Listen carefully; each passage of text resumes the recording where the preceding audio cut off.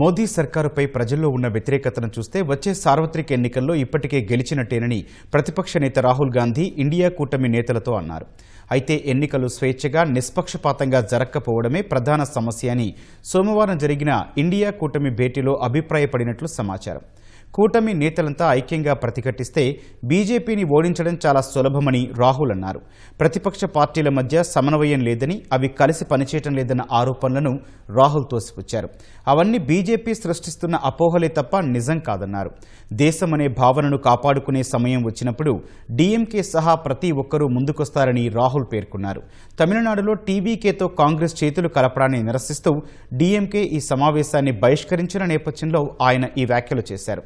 తనపై లేదా కాంగ్రెస్ పార్టీపై వామపక్షాలతో సహా ఇతర మిత్రపక్షాలు చేస్తున్న విమర్శలపై స్పందించిన రాహుల్, వారు చేసే ఎలాంటి విమర్శనైనా చిరునవ్వుతో స్వీకరిస్తానని అన్నారు.